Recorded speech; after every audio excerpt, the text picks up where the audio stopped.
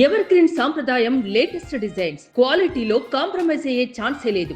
Ambati silks Vijayawada.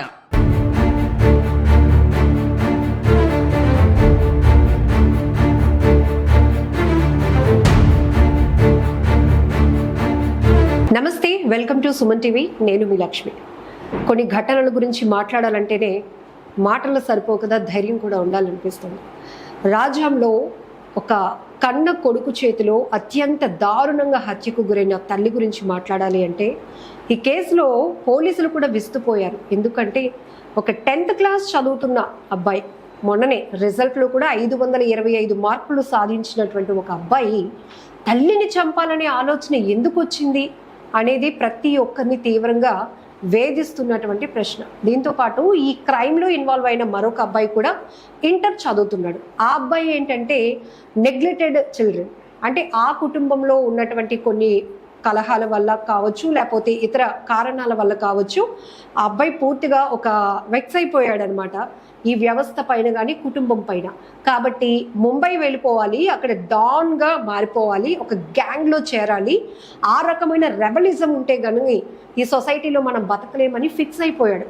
దీంతో cricket ఆడుతూ ఉంటారు కదా జనరల్గా పిల్లలు, అక్కడ ఈ బ్యాచ్ ఎవరైతే కొంతమంది కనెక్ట్ అవుతూ ఉంటారు, కొంతమంది ఆ ఫ్రెండ్షిప్ని ముందుకి కంటిన్యూ చేస్తూ ఉంటారు, వాళ్ళ కష్టాలు సుఖాలు ఇష్టాలు ఇవన్నీ డిస్కస్ చేసుకుంటున్న క్రమంలోనే ఈ తల్లిని చంపినటువంటి ఈ కొడుకు ఎవరైతే ఉన్నారో, ఈ కొడుకు ఈ ఇంటర్ చదువుతున్న ఈ అబ్బాయికి మధ్య ఒక ఫ్రెండ్షిప్ ఏర్పడింది.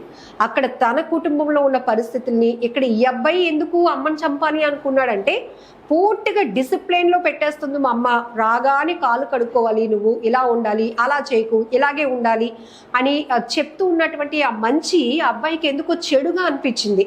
ఇదెందుకు మా అమ్మ వేధిస్తోంది, నా కోసం మంచి చెప్తుంది, నన్ను ఒక డిసిప్లిన్లో పెడుతుంది అని కన్నా తల్లి వేధింపులులా తను తీసుకున్నాడు. కాబట్టి తల్లిని అడ్డు తొలగించుకోవాలనే ఆలోచనలో పడిపోయాడు ఈ అబ్బాయి. సో ఇద్దరి మధ్య ఈ బాండింగ్ ఎప్పుడైతే కనెక్ట్ అయిందో వీళ్ళ క్రిమినల్ మైండ్ అంతకంతకు డెవలప్ అయింది. ఏదో ఒకటి చేయాలి, ఏదో ఒకటి చేసి ఒక అబ్బాయి ముంబైకి వెళ్ళిపోవాలి, డాన్ లాగా మారిపోవాలని. ఇక్కడ ఈ అబ్బాయి ఏదో ఒకటి చేసి తల్లిని అడ్డు తొలగించుకోవాలని. ఇద్దరి మైండ్ సెట్ ఒకటే, క్రిమినల్ మైండ్ సెట్. వీళ్ళు చదువుతున్న ఏజ్లోనే ఇంతలా నేర ప్రవృత్తి కలిగి ఎందుకున్నారు అంటే వీళ్ళు కొరియన్ సంబంధించినటువంటి కొన్ని డిఫరెంట్ లాంగ్వేజెస్లో ఉన్న క్రైమ్ సిరీస్ చూస్తూ ఉంటారట రెగ్యులర్గా. మన గురించి చర్చ జరగాలి, మన గురించి పోలీసులు వెతుకులాట మొదలు పెట్టాలి, మనకు ఒక క్రైమ్ హిస్టరీ ఉంటేనే మనల్ని ఆ గ్యాంగ్లోనికి తీసుకుంటారు అనేటటువంటి ఆలోచన వేళలో ఎప్పుడైతే డెవలప్ అయిందో ఒక క్రైమ్ చేయాలని డిసైడ్ అయిపోయారు. సో ఇద్దరు కనెక్టింగ్లో ఒక తల్లిని హత్య చేస్తే ఇక్కడ ఒకరు అమ్మ నుంచి రిలీఫ్ పొందాలని, ఒకరు ఒక క్రైమ్ చేసిన హిస్టరీ వల్ల ఒక డాన్గా నేను ఎలిజిబుల్ అవుతానని మరొకరు. ఇదంతా చెప్పడానికి కూడా అసలు చాలా ధైర్యం కావాలి. ఎందుకంటే ఇప్పుడు పిల్లలు ప్రమాదంలో లేరు, పిల్లల వల్ల పెద్దవాళ్ళ ప్రాణాలు ప్రమాదంలో ఉన్నాయని ఈ ఘటన చెప్పకనే చెప్తోంది. మనతో పాటు శ్రీమతి గంటి ఉషా గారు ఉన్నారు. మేడంతో మాట్లాడదాం. ఎందుకు ఇంతలా నేర ప్రవృత్తి పెరుగుతోంది? ఇప్పటి వరకు ఆస్తి తగాదాలో లేకపోతే మనుషుల కోసం జరుగుతున్నటువంటి హత్యలు ఇవన్నీ చూస్తున్నాం, కానీ పిల్లల్లో ఈ క్రిమినల్ మైండ్ సెట్ పెరుగుతూ ఉంటే చాలా ప్రమాదంలోనికి మనందరం వెళ్ళిపోతున్నాం అన్న విషయం అర్థమవుతోంది. ఇక్కడ ఇంకొకటి, అబ్బాయి పోనీ చదువు లేదు, సంధ్య లేదు, ఇలాంటివన్నీ మనం మాట్లాడుకోవడానికి లేదు. రీసెంట్గా వచ్చిన 10th రిజల్ట్స్లో 525 మార్కులు తెచ్చుకున్నటువంటి ఆ అబ్బాయి ఒకవైపు చదువు మీద, తన స్టడీస్ మీద కాన్సన్ట్రేట్ చేస్తూనే మరొక వైపు క్రమశిక్షణలో పెడుతున్న తన తల్లి మీద అంతకంతకు కోపాన్ని, కసిని పెంచుకుంటూ వెళ్ళాడు అంటే పిల్లల మైండ్ సెట్ ఎంత దారుణంగా, క్రూరంగా మారిపోతుంది. మేడం, ఈ ఘటన గురించి విన్నాక ఏమనిపించింది? లక్ష్మి, ఇక్కడ ఏంటంటే ప్రతిసారి మనం ఏంటి ఆలోచిస్తామంటే తల్లిదండ్రుల పెంపకమా లేదా పిల్లలకు ఉన్నటువంటి వాళ్ళు పెరుగుతున్నటువంటి అట్మాస్ఫియర్, అంటే స్కూల్లో ఉన్న అట్మాస్ఫియర్ లేదంటే వాళ్ళ స్నేహితుల అట్మాస్ఫియరా అని అనుకుంటాం.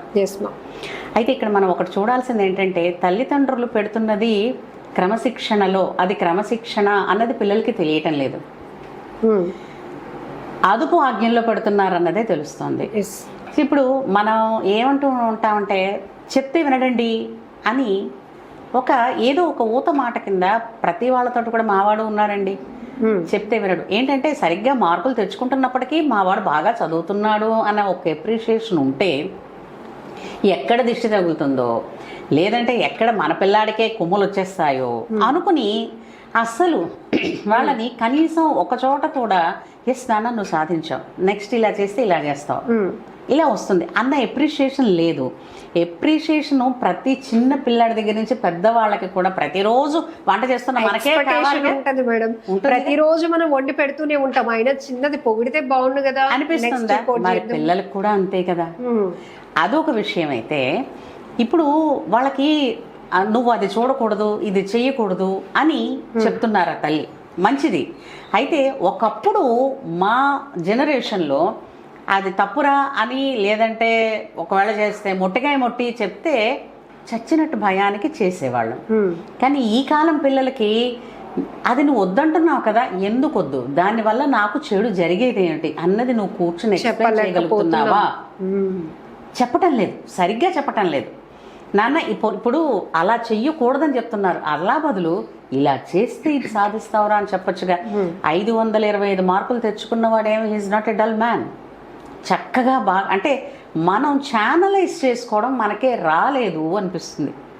అంత తెలివితేటలు ఉన్న పిల్లవాడిని ఛానలైజ్ చేసుకోవడం రాకపోయేసరికి అంటే మళ్ళీ అంటారు అందరూ, తల్లి తండ్రి అందరూ మేము ఏమన్నా పిల్లాడు పాడైపోవాలని చూస్తాం. ఎవరు చూడం, నాట్ ఇంటెన్షనల్లీ. కానీ మనం చేసేది రిజల్ట్ వేరేగా వస్తుంది అని అన్నప్పుడైనా మనం మార్చుకుని చూడాలి.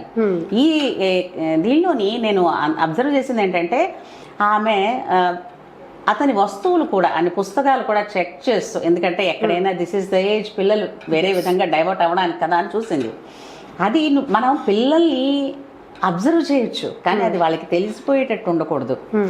అసలు పిల్లల్ని పెంచడం ఒక ఆర్ట్. అందరూ ఏమనుకుంటారంటే పుట్టేస్తున్నారు, మన ఫీజులు కట్టేస్తున్నాం, చదివేస్తున్నారు కదా. ఇప్పుడు మాత్రం పెద్ద టాస్క్ ఆర్టే మీరు అన్నట్టు. ఇప్పుడంటే ఇప్పుడైనా అప్పుడైనా చాలా పెద్ద.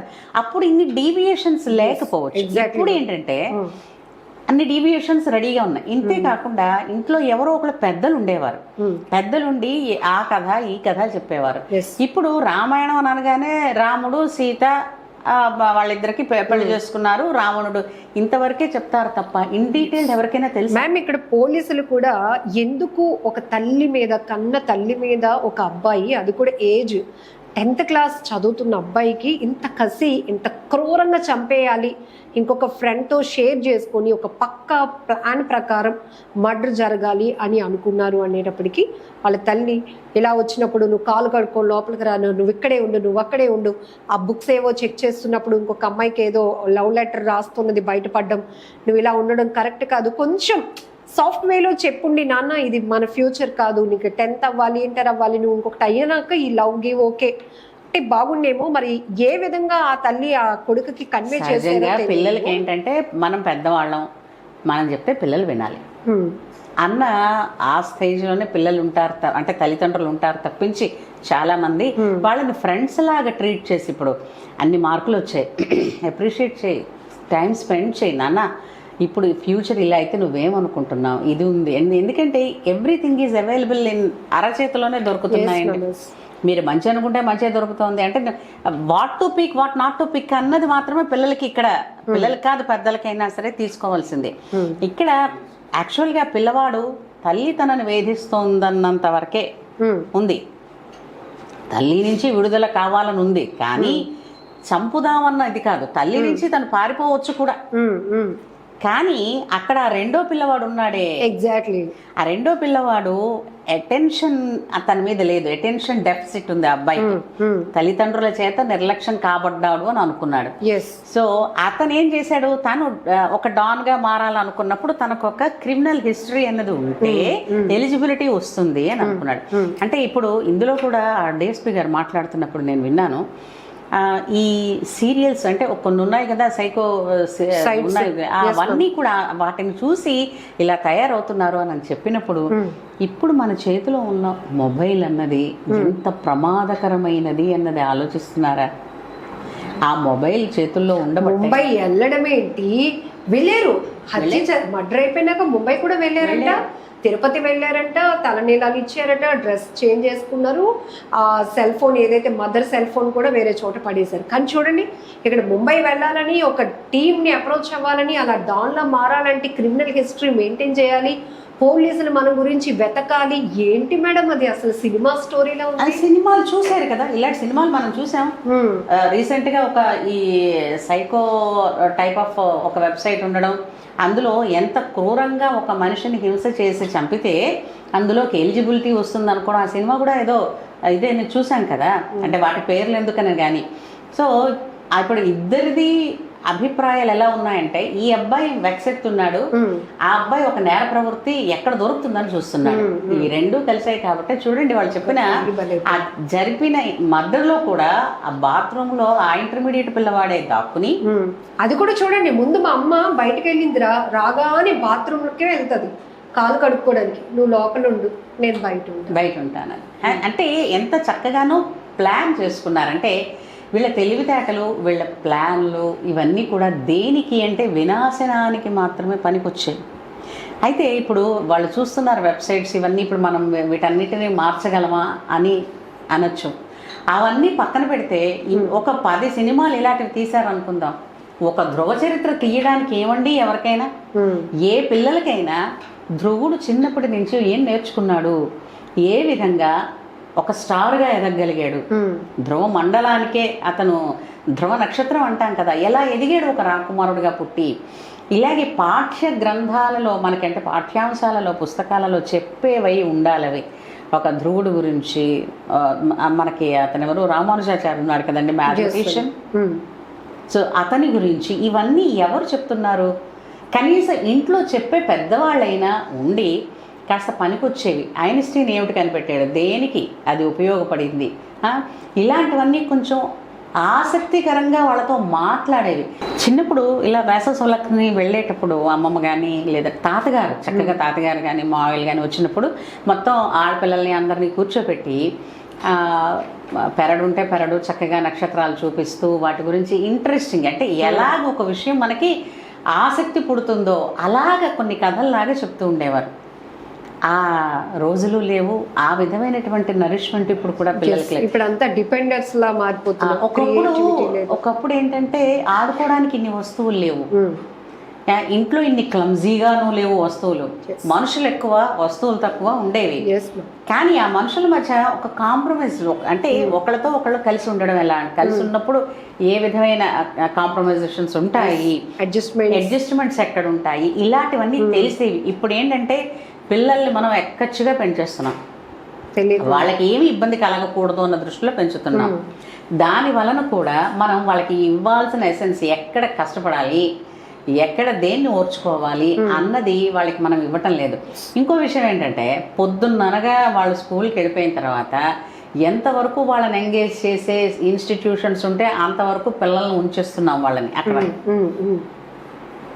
అప్పుడు వాళ్ళ ఎంత ఆ స్కూల్ మనకు గొప్పది, దానికి ఎంత ఫీజు అయినా కడతా ఉంటాం కదా. అంటే అక్కడ నాకు ఒకటి అనిపిస్తుంది, మనం కన్నా పిల్లడు మనం భరించలేము ఒక 5 నిమిషాలు, ఎందుకంటే మనకు వాళ్ళతో ఆ విధంగా స్పెండ్ చేయడం రాదు, ఆ విధంగా వాళ్ళకి తగ్గట్టుగా ఫ్రెండ్లీగా ఉండడం రాదు. ఒక్క పిసరు వాళ్ళ అటెన్షన్, అంటే పిల్లలంటే ఎంత అటెన్షన్ పే చేయాలి, ఒక్క పిసరు వాళ్ళు అటు ఇటు ఇదేసరికల్లా అది ముట్టుకోకు ఇది ముట్టుకోకు అంటే ప్రతిదీ ఆంక్షే కదా వాళ్ళకి. ఇది పోతుంది అది పోతుందని ఇంకేం చేస్తున్నారు, వాళ్ళ చేతిలో మొబైల్ పడేస్తున్నారు. 3 ఏళ్ల నుంచి కళ్ళజోళ్ళు వచ్చేసి వస్తున్నాయి వాళ్ళకి. మళ్ళా మా పిల్లడు మొబైల్లోనే కూర్చుంటాడంటే ఇవన్నీ మనకి ఎలా ఉండాలో పిల్లలతో తెలియక మనమే ఇవన్నీ వాళ్ళకి అలవాటు చేస్తున్నాము. మ్యామ్, ఈ కేసులో డిఎస్పీ గారు మాటలు విన్నాను. అదేంటి సార్, మరి ఆ టైంలో ఇద్దరు పిల్లలే కదా, మదర్ సఫరింగ్ లో ఏమైనా అరవలేదంటే అరిచింది. ఒక పిల్లడు, ఎవరైతే ఇంటర్ పిల్లడు ఉన్నాడో, ఆమె నోటికి అడ్డగా చేయి పెట్టేశాడట. ఆమె చాలా బలంగా కొరుకుతున్నా కూడా ఈ పెయిన్ భరిస్తున్నాడట. అసలు ఎవరైనా అలా భరించగలుగుతామా? అంటే ఇప్పుడు అక్కడ ఆయన తాలూకు ఆలోచన ఎలా ఉందంటే, ఎంత భరిస్తే ఆ సీను తనకేంటంటే అంత ఎలిజిబిలిటీ వస్తుంది. అసలు భయం వేస్తుంది ఇది. అంటే ఇప్పుడు మనం చూస్తున్న ఇది ఏదైతే ఉన్నదో ప్రపంచం పిల్లలకి అందుబాటులో అని ఇస్తున్నవి ఏవైతే ఉన్నాయో వాటన్నిటిలో నేర ప్రవృత్తినే ఎక్కువ ప్రేరేపణ చేసే ఉంటున్నాయి. తల్లిదండ్రులు పిల్లలతో మనకి చెప్తారు ఏ వయసులో ఎలా ఉండాలి పిల్లలతోటి అని. పిల్లలు టీనేజ్కి వచ్చేసరికి వాళ్ళతో ఫ్రెండ్స్గానే ఉండాలి తప్పించి వాళ్ళ మీద మనం ఏదో పెత్తనం చెలాయిస్తున్నాం అన్నట్టుగా ఉన్నాము అని అంటే మాత్రం ఇది పోతుంది.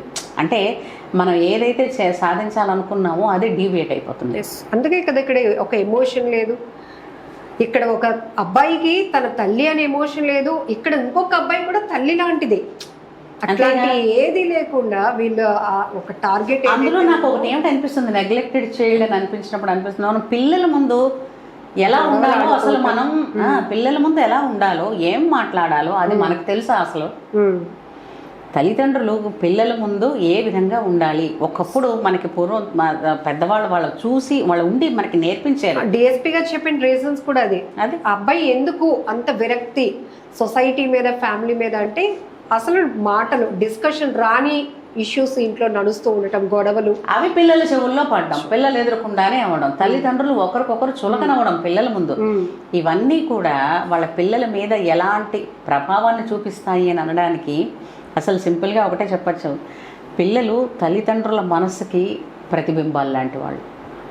తల్లిదండ్రుల్లో భయం కానీ ఇన్సెక్యూరిటీ కానీ ఉంటే అది ఈ విధమైనటువంటి విపరీతమైన ధోరణుల్లాగా పిల్లలలో వాళ్ళ వ్యవహారాల్లో వాళ్ళ పద్ధతుల్లో మనకి రిఫ్లెక్ట్ అవుతుంది అనమాట. సో అక్కడ మనం కవర్ చేయాలి తల్లిదండ్రులు. ఏది ఏమైనా ఈ ఘటన చాలా దారుణాతి దారుణం, అమానవీయమైన ఘటన. ఎందుకంటే ఇప్పటి వరకు కక్ష సాధింపులతో జరిగిన హత్యలు చూసాం, కానీ కన్న తల్లిని కన్న కొడుకు అల్లారు ముద్దుగా పెంచుకుంది, తనకు ఒక భవిష్యత్ ఇవ్వాలనుకుంది.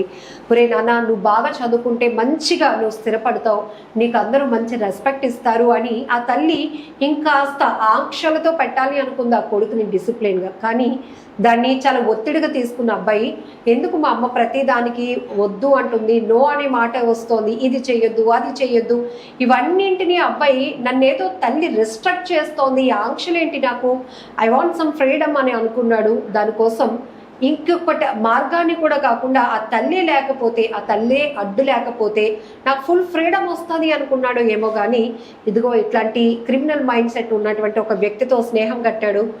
ఇద్దరు కలిసి ఆ అబ్బాయి ఆలోచన వేరు, ఆ అబ్బాయి టార్గెట్ వేరు. సో ఈ అబ్బాయిని వాడుకొని ఆఖరికి ఒక బిడ్డని అసలు ఏం చెప్పలేకపోతున్నాం. ఇన్ని క్రైమ్ కేసెస్ కవర్ చేస్తున్నాం కానీ డిఎస్పీ గారు పిన్ టు పిన్ వీళ్ళు ఈ అబ్బాయిలు ఇద్దరి కోసం చెప్పినప్పుడు మేడం భయం వేసింది.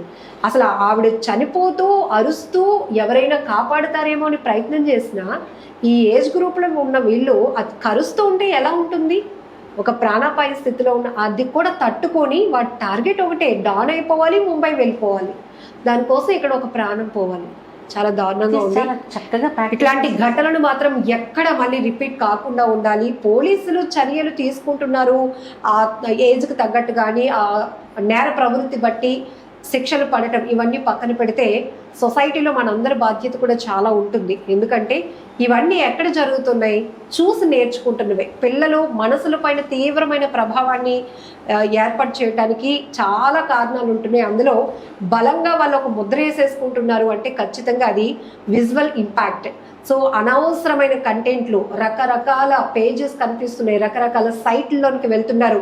ఇదేదో కొత్తగా ఉంది, పదే పదే వాటిని చూసి అన్వయించుకొని ఇలా మనం ఎందుకు మారకూడదు అనుకుంటున్నారు. ఈ క్రమంలో మనుషుల మధ్య రిలేషన్స్ ఉండటం లేదు. అది అమ్మ, నాన్న, అక్క, చెల్ల, ఫ్రెండ్, ఇవేవి బంధాలు తెంచుకొని మరి వాళ్ళ టార్గెట్ని రీచ్ అవ్వాలి అనుకుంటున్నారు. ఏది ఏమైనప్పటికీ చాలా దురదృష్టకరమైన ఘోరమైన ఘటన అనే చెప్తాను. సో ఇట్లాంటివి కంట్రోల్ అవ్వాలి అంటే మీ వాల్యుబుల్ సజెషన్ కూడా ఇవ్వండి, కామెంట్ బాక్స్లో మెన్షన్ చేయండి. Thank you madam. నమస్తే. నమస్తే.